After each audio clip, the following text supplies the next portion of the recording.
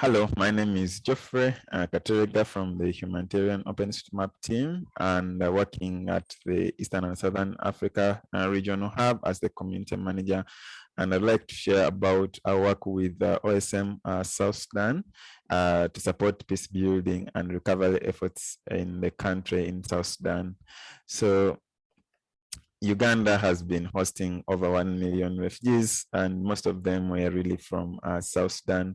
And when they come to Uganda, they are settled in like refugee camps, but they don't really forget about their country. And many of them are actually returning as the country gets more peaceful, and the recovery efforts are continuing.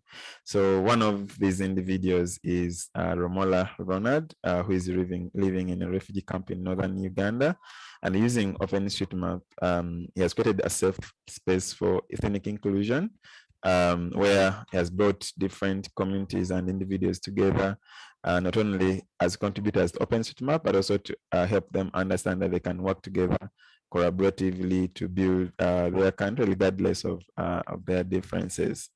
And how he's doing this is using through OpenStreetMap. And what OpenStreetMap really is a collaborative project to create a free editable map of the world. So it's a digital map that anyone can contribute to.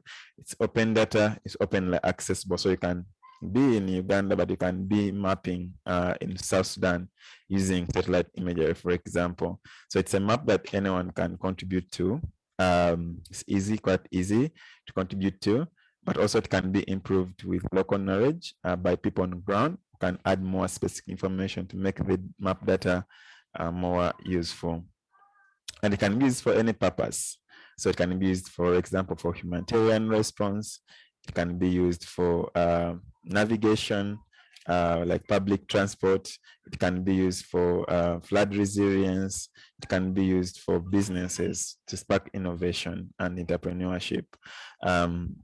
So this is Joan, who is a young girl living in a rhino camp in northern Uganda, which is a refugee settlement.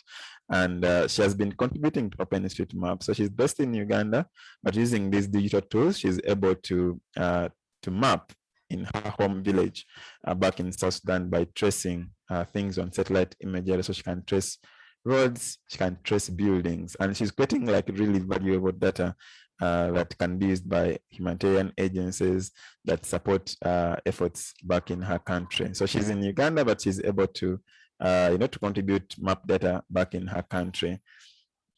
And yeah, really, they have not really stopped after doing this mapping since 2018 in Uganda. They're now moving back home in their country and are creating a mapping community of people who contribute to this map, creating a really vibrant community that can, fill in data gaps that are much needed. So this data is actually now being used by humanitarian organizations like the Red Cross, like MSF, by government agencies and ministries, by academia, and also they are offering internships to students who contribute to this data to fill in these data gaps. So civil society organizations are using this information, local government, and also they are really engaging the youth in, creating maps, creating map data, which really is becoming very handy